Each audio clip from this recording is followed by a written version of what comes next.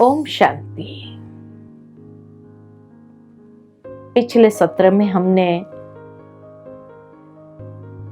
परमात्मा अपने दिव्य कार्य किस तरह से ब्रह्मा विष्णु शंकर के माध्यम से कराते हैं।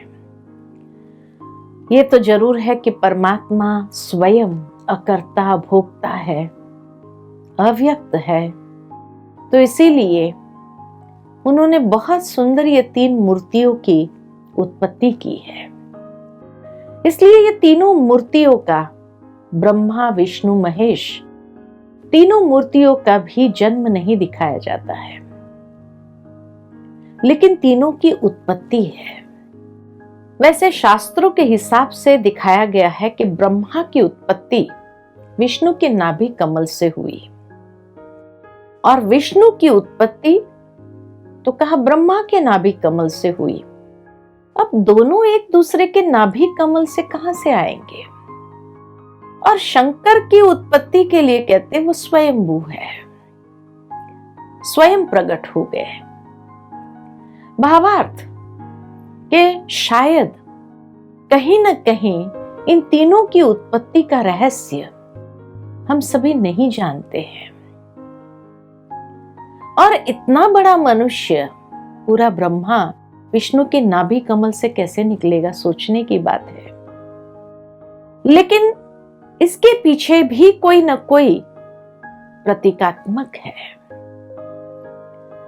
कुछ समय पहले भारत के अंदर किसी ने बहुत सुंदर ये तीनों देवताओं की, ब्रह्मा विष्णु महेश के ऊपर शास्त्रों के आधार से ही कोई सीरियल बनाई थी और उसमें यह दर्शाया गया था कि ये तीनों की उत्पत्ति ओम की ध्वनि से हुई। दूसरा इसी तरह का एक सीरियल था जिसमें दिखाया कि ये तीनों की उत्पत्ति प्रकाश से हुई, परम प्रकाश से हुई।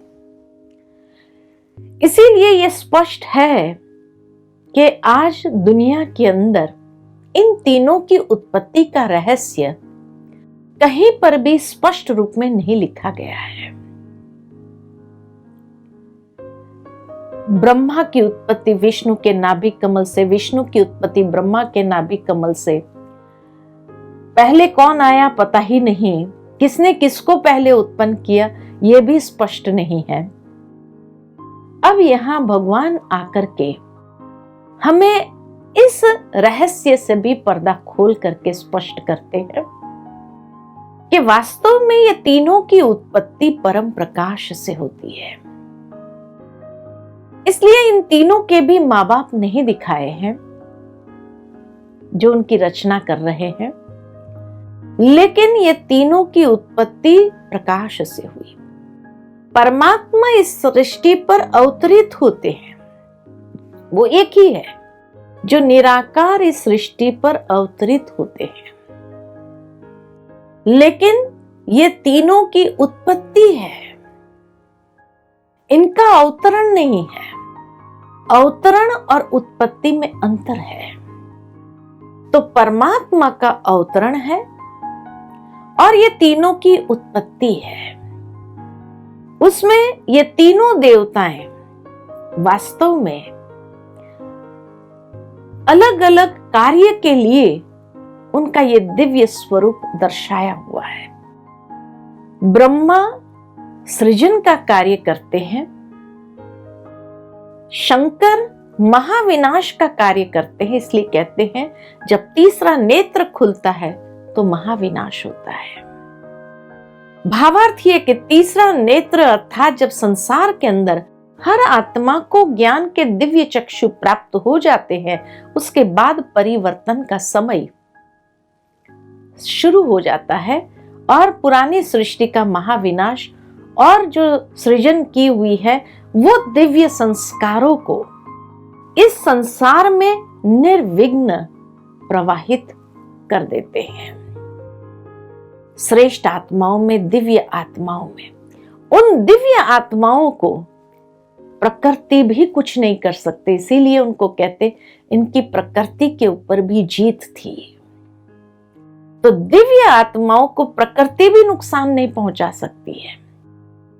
तभी हम सभी जानते हैं कि जब श्री कृष्ण का जन्म हुआ तो उस समय यमुना नदी भी इतनी उछल उछल करके और इतनी तेज मूसलाधार बरसात पड़ रही थी। भावार्थ के प्रकृति परिवर्तन के कार्य में कितनी बड़ी भूमिका निभाती है, और इस भूमिका के अंदर श्री कृष्ण को प्रकृति छू भी नहीं सकती है, उसको कोई प्रकार की तकलीफ भी नहीं दे सकती है। भावार्थ ये दिव्य दुनिया का जब सृजन हो जाता है और शंकर एक तरफ मूसलाधार बारिश कहो या प्रकृति के पांचों तत्व हलचल में ला करके महाविनाश महान परिवर्तन का कार्य आरंभ करते हैं, क्योंकि यहाँ देवताओं की सृष्टि कि जहां देवताएं निवास करने वाले, तो यहाँ पर भारत की भूमि पर कभी भी कोई न्यूक्लियर वेपन्स के द्वारा नहीं तो वो प्रदूषण सालों साल तक वहां चलता है, और इसीलिए देवताओं को ये दूषित हवा नहीं होती है, प्राप्त नहीं होती। तो प्रकृति के द्वारा एक महान परिवर्तन का कार्य आरंभ होता है, लेकिन वो प्रकृति के पांचों तत्व हलचल में होने के बावजूद भी ये दिव्य आत्माएं जो जन्म लेंगी इस संसार में नई दुनिया की कलम लगाने के लिए, उनको किसी भी प्रकार का नुकसान नहीं पहुंचा सकती है।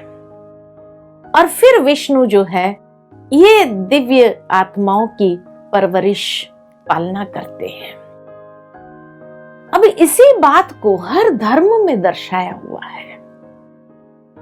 हम सभी ने दूसरे लेसन में देखा था कि परमात्मा का दिव्य परिचय में सर्व धर्म में परमात्मा की मान्यता एक ही है और निराकार स्वरूप में है।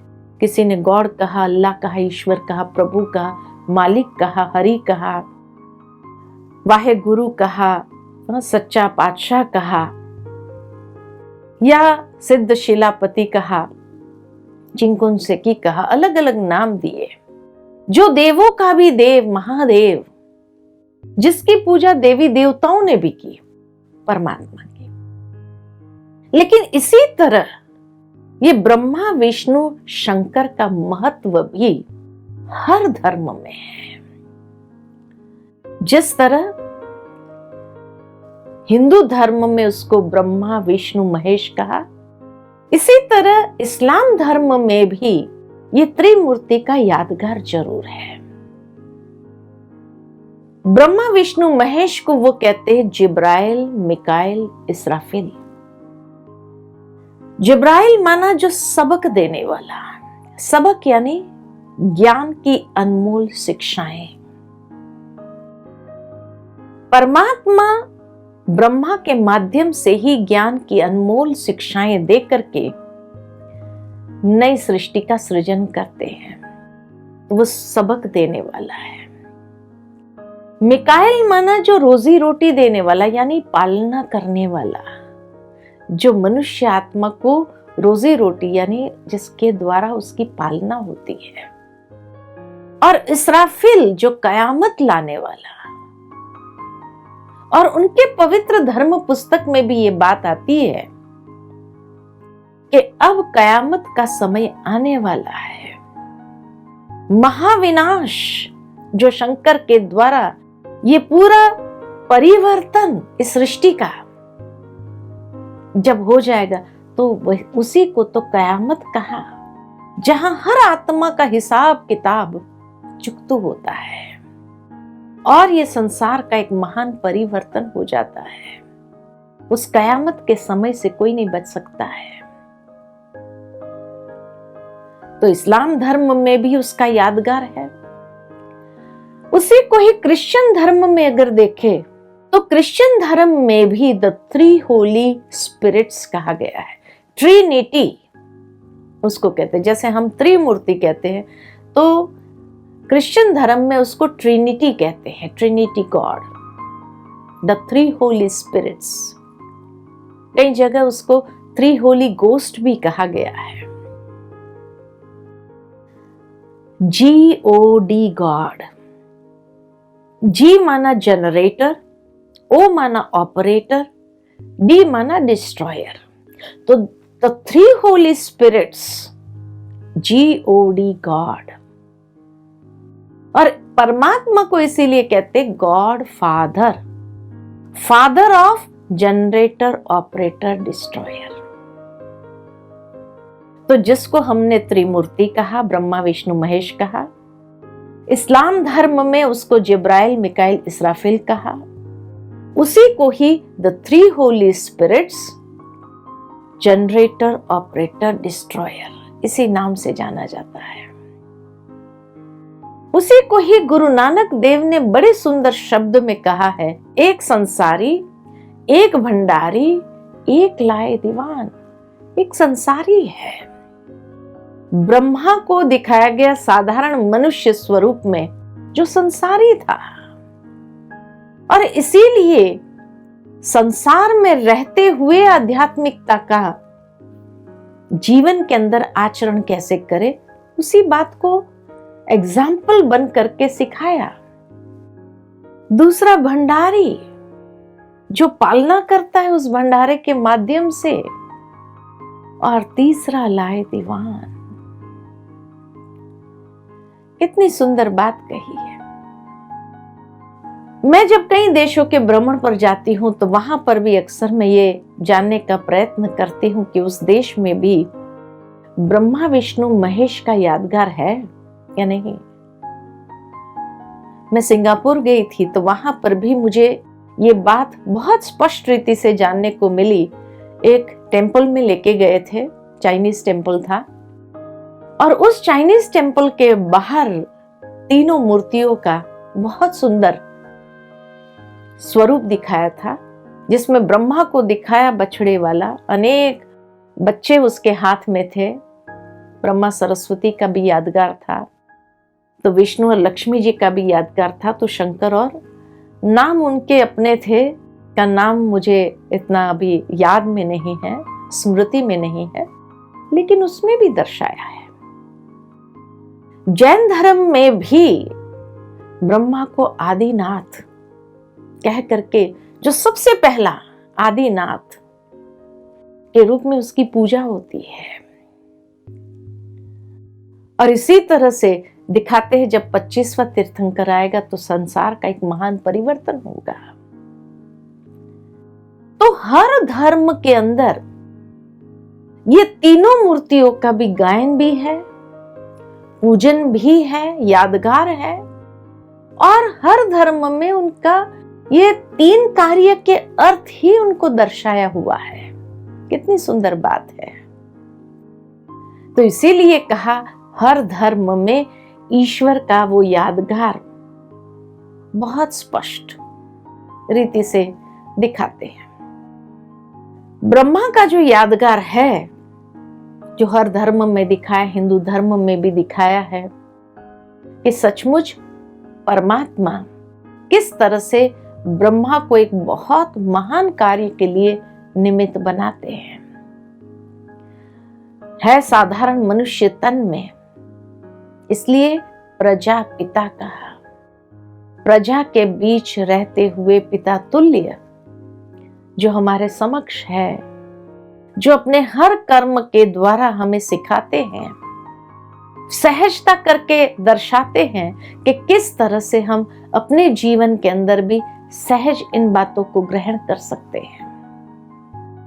और इसीलिए गीता ज्ञान देते हैं, सत्य गीता ज्ञान। सत्य गीता ज्ञान जब उच्चारण करते हैं, इसलिए कहते परमात्मा, गीता माना ही परमात्मा का गाया हुआ मधुर गीत, जो जीवन की निधियां बताते हैं, जीवन जीने की कला सिखाते हैं, कि इस कलियुगी दुनिया में भी जब अति का समय चल रहा है, तो अति के समय में भी इसको पार करने के लिए हम किस तरह से अपने जीवन को जिए, ताकि बिना स्ट्रेस के राजयोग के अभ्यास के माध्यम से हम अपने जीवन के अंदर वो आत्मिक शक्ति को विकसित करें जिससे नई कलम जो लगनी है इस कल्प वृक्ष की, उस नई कलम के लिए हम सभी विजयी होकर के निमित्त बने। साथ ही साथ जो आत्माएं संपूर्ण अपनी कर्मेंद्रिय के ऊपर विजयी बन जाते हैं, उसी का गायन विजयंती माला के रूप में है। और इसीलिए एक रुद्र माला होती है, एक रुंड माला होती है। रुद्र माला शिव की, जो बहुत छोटी होती है, 8 दानों की होती है, कि जिन आत्माओं ने संपूर्ण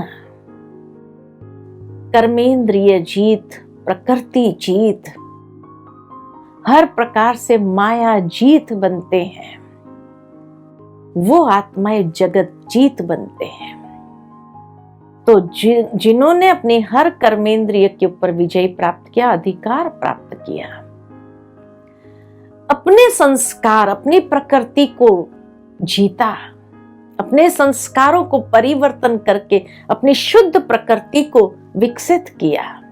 और जब व्यक्ति की आंतरिक प्रकृति शुद्ध हो जाती है तो उसका प्रभाव बाह्य प्रकृति के ऊपर भी पड़ता है, और बाह्य प्रकृति भी इतनी शुद्ध और सात्विक होने लगती है। तो आत्मा जब पुरुषार्थ करती है और उस सतो प्रधानता को प्राप्त करती है, संस्कारों का दिव्यकरण करती है, शुद्धिकरण करती है, और आंतरिक प्रकृति को शुद्ध सात्विक सतो प्रधान बना देती है, तो उसका वाइब्रेशंस बाह्य प्रकृति के ऊपर भी आ जाता है, और बाह्य प्रकृति भी इतनी ही शुद्ध सात्विक सतो प्रधान बन जाती है। जिसके लिए गायन है कि परमात्मा ने जो सृष्टि को रचा था, जहां शेर और गाय भी एक घाट पर पानी पीते थे, इतनी सुंदर दुनिया थी, यानी इतने अहिंसक पशु पक्षी हो, तो सोचो कि उस समय के मनुष्य आत्माएं कितने सात्विक स्वरूप में होंगे। आज भी एक बच्चा अगर खेल रहा होता है तो जहरीला सांप तो क्या, या कोई भी जानवर उस बच्चे को अटैक नहीं करते, क्योंकि उसके जो निर्दोष वाइब्रेशंस है उसको वो भी कैच करते हैं। तो परमात्मा आकर सबसे पहले हमें अपने कर्मेंद्रिय के ऊपर विजय प्राप्त करना सिखाता है, और जिसने कर्मेंद्रिय को जीता तो आंतरिक प्रकृति को जीत सकता है। और आंतरिक प्रकृति को जीतने वाला व्यक्ति, यानी संस्कार जीत जो बनता है, वो बाह्य प्रकृति को भी दासी बना देता है। इसीलिए वहां प्रकृति भी हर रीति से, स्वर्ग के अंदर हर रीति से, हर बात भरपूरता देवताओं को प्रदान करती है। जहां पृथ्वी के ऊपर भी अखुट अकिचार धन उपलब्ध करा देती है, क्योंकि विजयी आत्मा है, तो प्रकृति भी दासी बन जाती है। वो भारत भूमि का गायन हम सुनते हैं कि जब मोहम्मद गजनबी इस भारत में आए तो एक मंदिर को ही 17 बार लूटा। तो सोचो, मंदिरों में इतना धन हो तो उस समय के राजा महाराजाओं के पास कितना अकिचार धन होगा, उस समय की प्रजा के पास भी कितना धन होगा। प्रकृति जीत और कर्मेंद्रिय जीत, प्रकृति जीत, माया जीत, कि जहां माया भी किसी भी स्वरूप में देवताओं को अधीन नहीं कर सकी, देवताओं के मार्ग में आ नहीं सकी, उन्हें धोखा नहीं दे सकी, उन्हें अधीन नहीं कर सकी, उन्हें गुलाम नहीं बना सकी। ये वो धरनी है, इसलिए कहा जाता भारत भूमि महान है, जहां ऐसे देवी देवताओं का राज्य था, और वो थूर इतना मजबूत होकर के उभरता है, और 2 युगों तक, 2500 साल तक इस भारत भूमि पर वो राम राज्य कहो, स्वर्ग कहो, बहिष्ठ कहो या वैकुंठ कहो, इस भारत भूमि पर, जिसकी आभा संसार में निराली न्यारी थी। लेकिन उस भारत भूमि की आभा के पहले कहा जाता है कि संपूर्ण परिवर्तन से पहले वही भारत संसार के लिए विश्व गुरु बनता है, यानी वो आध्यात्मिकता का प्रकाश सारे संसार को देना आरंभ करता है। और जब सारे संसार को वो देता है, तब सारा संसार भी उस भारत भूमि के आगे नतमस्तक हो जाते हैं और जय जयकार करता है। आज हम भारत माता की जय तो कहते हैं, लेकिन एक दिन आएगा जब सारा संसार भारत माता की जय कहेगा। ऐसे मां की गोद में हम सभी पलने वाले कितने महान भाग्यशाली आत्माएं हैं। सोचो अपने भाग्य को। परमात्मा आकर के हमारा भाग्य इस वक्त लिख रहा है, श्रेष्ठ बना रहा है। तो ऐसी दुनिया में चलने के लिए सब तैयार है। ईश्वर आवाहन कर रहे हैं हमारा। ठीक है, आइए चलते हैं उस विश्व की ओर और उसके लिए अपने आप को पहले से ही तैयार कर दे, ताकि समय आने पर हमें पश्चाताप न करना पड़े। ओम शांति।